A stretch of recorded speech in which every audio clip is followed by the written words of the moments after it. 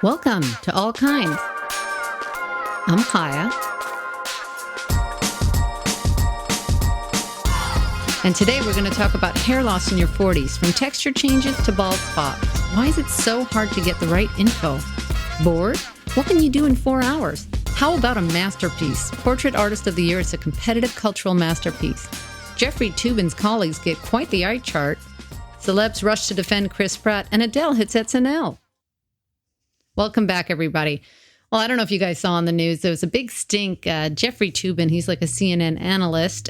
He has been suspended. And also, I believe he works for the New Yorker, because at first they say he exposed himself on a Zoom call. But then later on, it was confirmed that he indeed had pulled a Louis C.K. and just masturbated. So I think he was in between meetings. And then I guess he thought one meeting had ended. And then for some reason, like, let me just go and rub one out on the workday. And all these people were really, really upset. So I don't know if they were complaining and he heard them, or even if he didn't know they were there. The point is, like, I think we haven't heard from him. I think he might say that it was an accident, but he thought the video was on mute. That was what he said. And it just caused a big deal. Everyone's now saying #MeToobin, and they're referencing it as a whole thing. So even like with the Borat movie that came out, everyone's like, oh, Rudy Giuliani pulled out a Toobin. We're hearing a lot of these stories, and people have talked about, what it is living in this Zoom culture, everything being a virtual online call, but you don't really hear about it from women. I don't know the last time you heard about somebody just flicking the bean or having a nip slip and just pulling a titty out on a call. You don't see that. So I don't know what that's about. I think some people get off on it.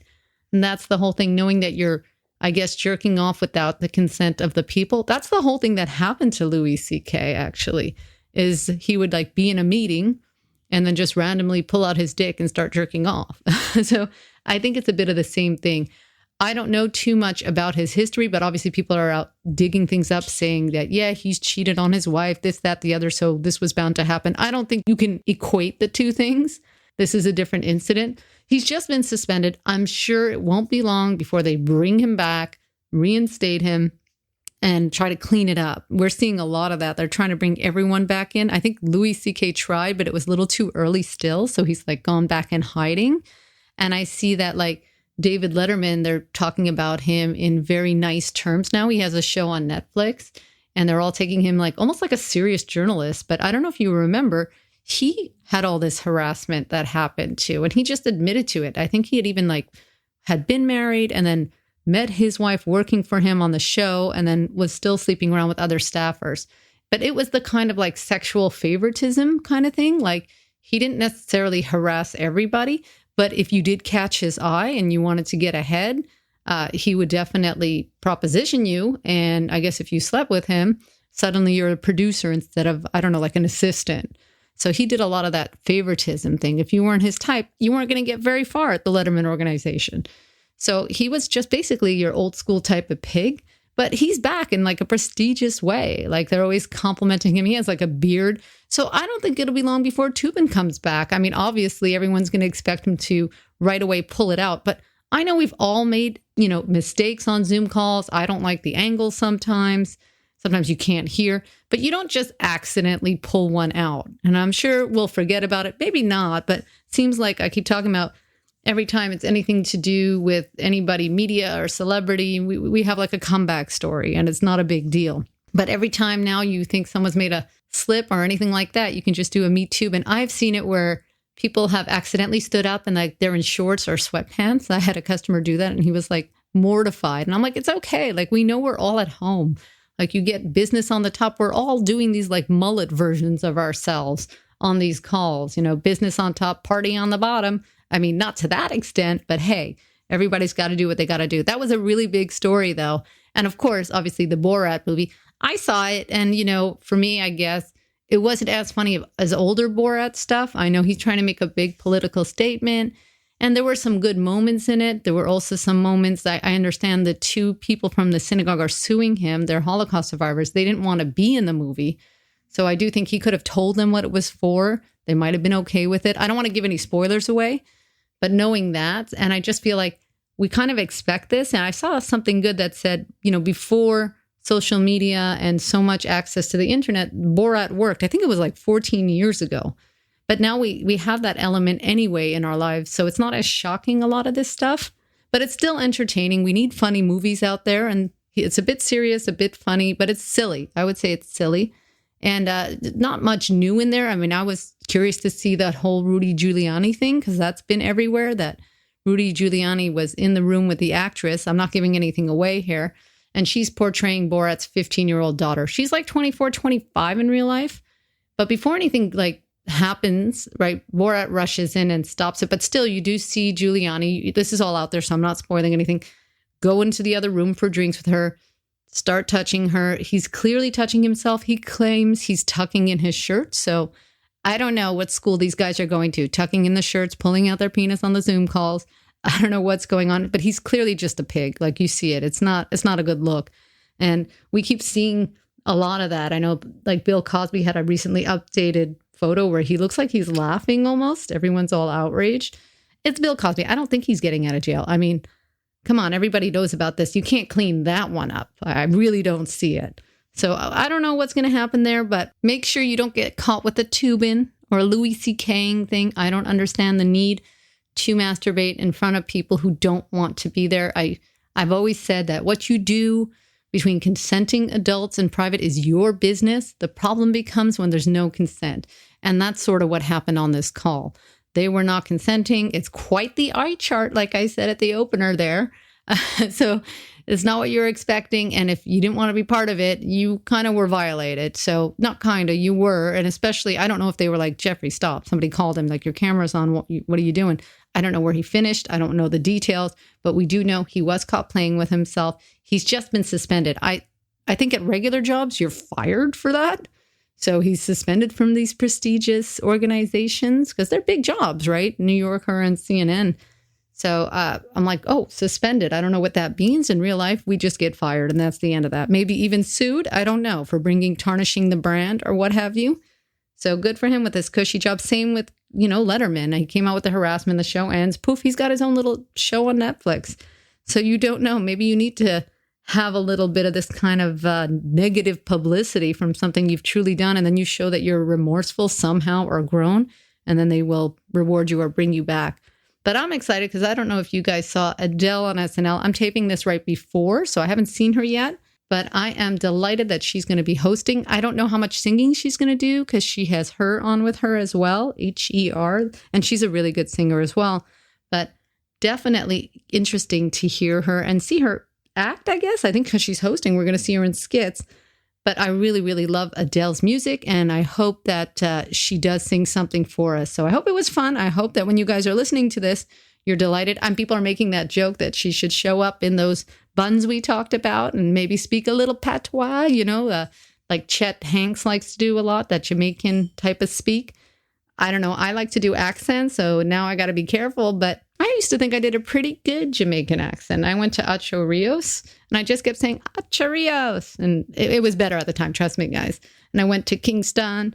And, obviously, people don't like to hear you doing accents at all. Bruno's like, stop, it's terrible. But I like doing a Southern accent. Definitely, y'all. Y'all take care now, you hear?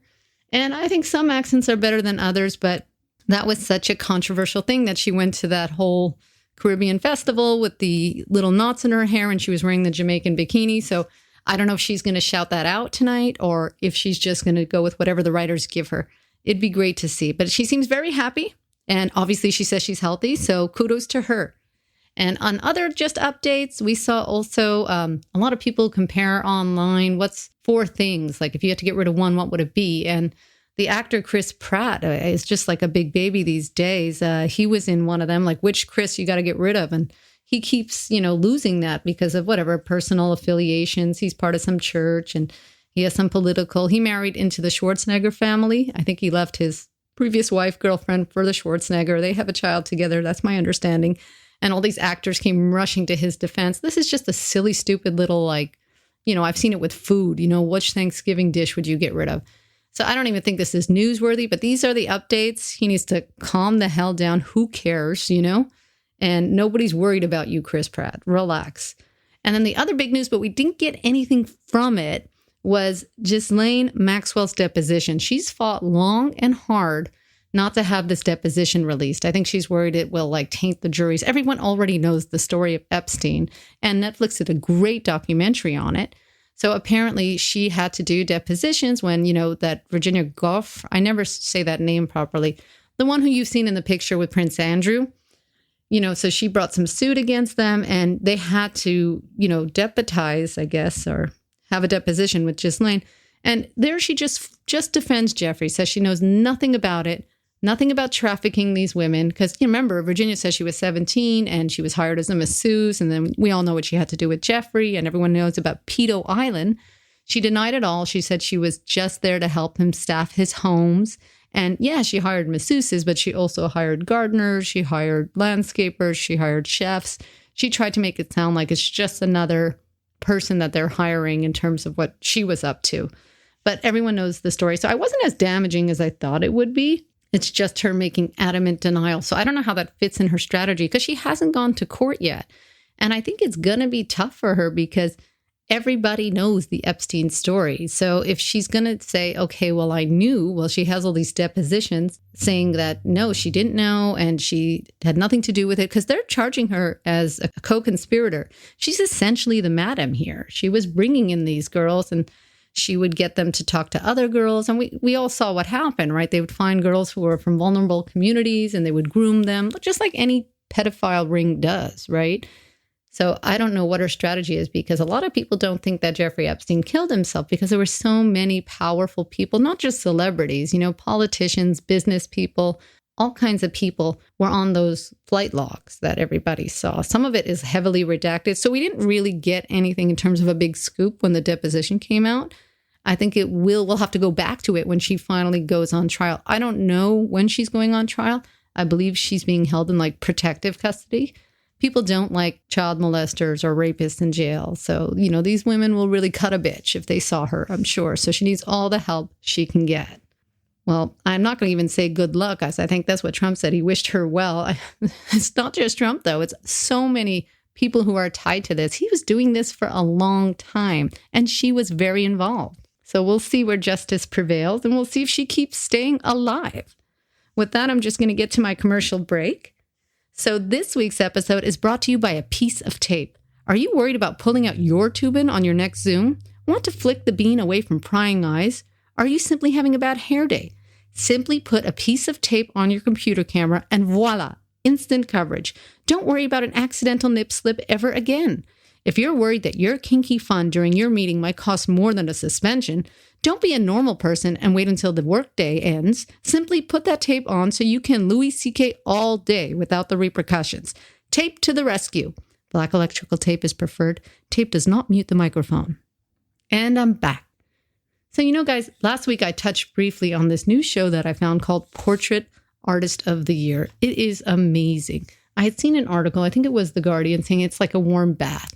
So just disclaimer real quick, it's really, really good. But if you watch more than one episode in a row, it just relaxes you so much. I fall asleep. It's almost like, when you smoke a joint and then you fall asleep and you just go in like when you were a kid, you're just so tired.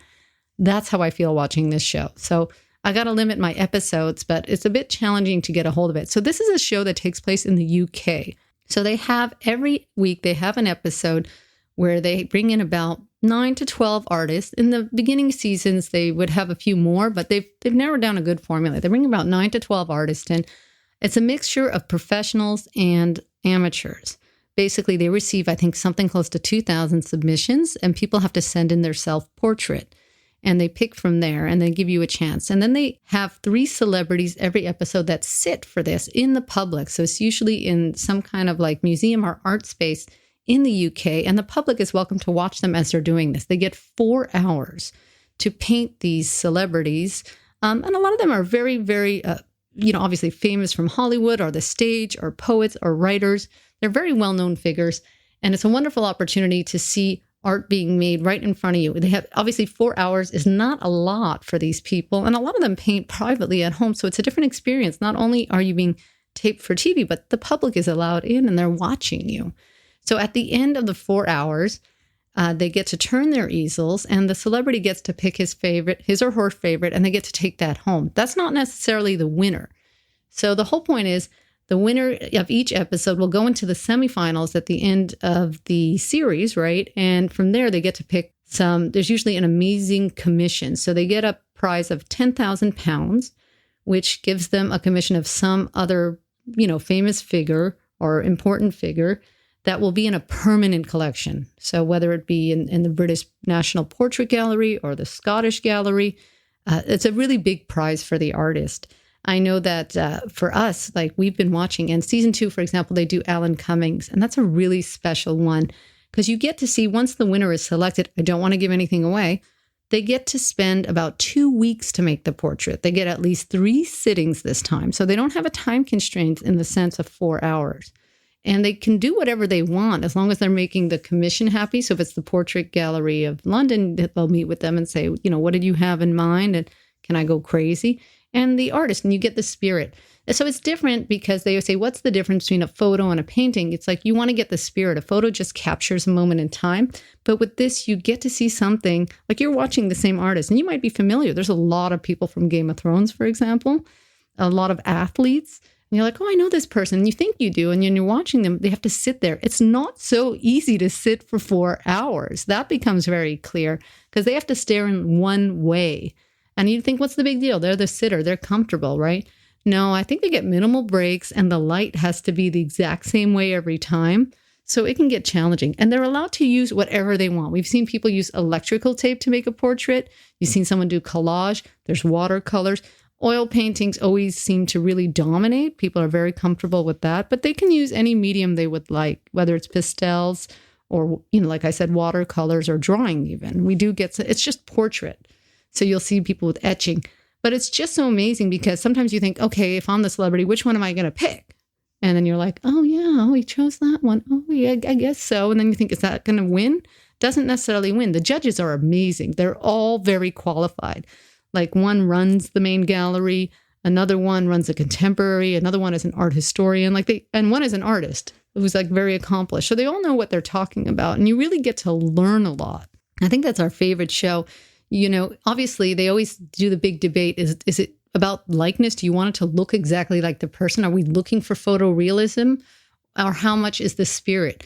I think you need a combination of both. A lot of times, a lot of these artists will not get a likeness and they'll say, well, I captured the mood or the spirit or the narrative. And I'm like, I'd like to see a bit of a likeness. I like to have a bit of both. But you guys let me know what you think. The only issue is very hard to find this show to watch. I found it available to stream, but just season 6 on stream.me. If anyone wants me, hit me up and I can send you the link. But it's only season 6. I kept looking. I'm like, maybe I could even buy it because it's worth it. It's so cultural, right? You figure this is a great series to watch. Even you can watch it repeatedly, I'm sure. I'd be no problem watching it again in a year. I mean, even though I know who won each year, there's total 7. I think they're in the 7th season.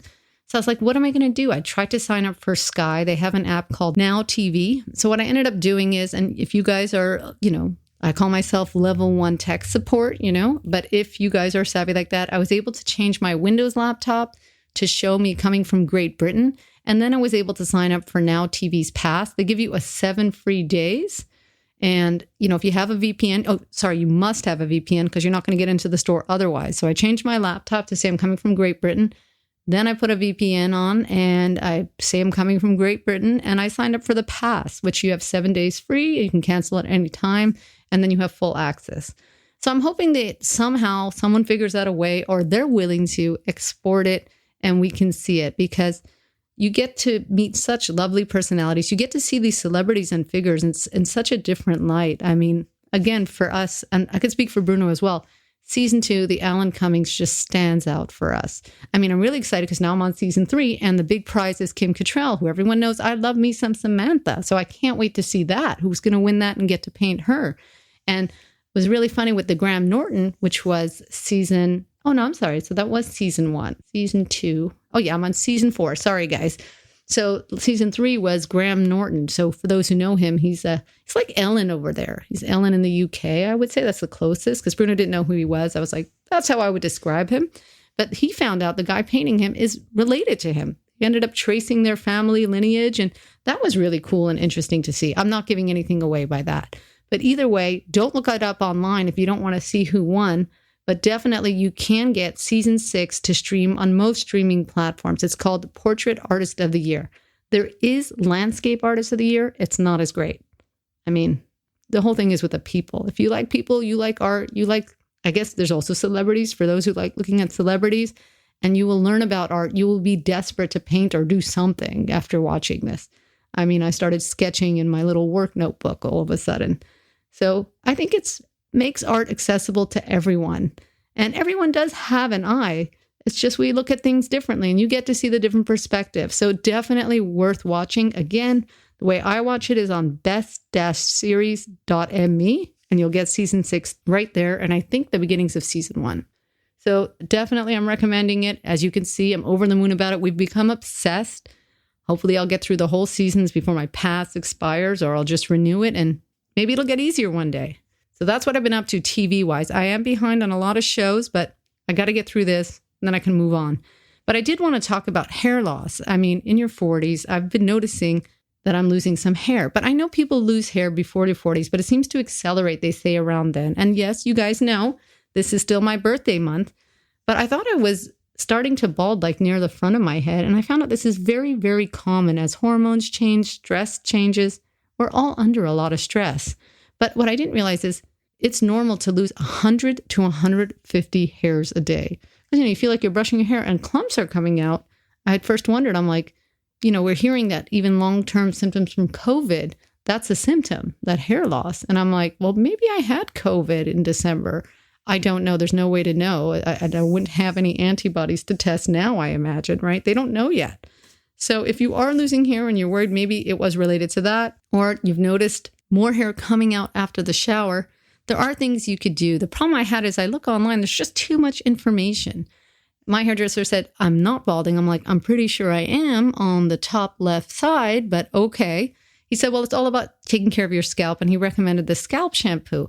Now I'm running out of the shampoo. So I said, let me look online and see what other shampoo there is. And online they'll say, it's all about sebum, which is the oils your skin produce on your scalp. So some people say, keep it. Some people say, strip it. It's blocking the hairs. So it's very hard to find out. I don't want to get on any medication because I remember I had a friend who was losing hair and he was on Propecia, which is, I guess, the ingredient for Rogaine. I think they're the same thing. You can get a prescription, but you have to take it once you start the rest of your life. If you stop taking it, I think the hair just falls out. That's what he was telling me. And from what I understand, the same with a lot of these hair treatments. If you don't keep doing it, and it can get very expensive. So it really depends. I'm like, I'm not ready to shave my head just yet. I have a very angular face. And much as I would love the freedom, I did it when I was younger. I cut my hair super short. I looked ridiculous. I'm not comfortable with it. But it does seem like super easy. And I think because generally in our society, men seem to have the short hair. So I think they're the ones they hop in a shower any time of day. They don't even have to worry about it. The hair's dry in like 10 minutes. Probably not even. They can go out with any weather. And they don't have to worry, is this curly, is this straight? Oh my God, am I going to catch a cold? I would love to shave my head, but I don't think I'm ready for that just yet. So I'm like, you know what? I'll try some of these shampoos. I'm going to be trying Nioxin. I just got it. I'm trying System 4 because I've done some color in my hair. I feel like maybe I'm a little bit patchy. I don't know. There's a lot of different options. This got good reviews. It doesn't promise to grow hair.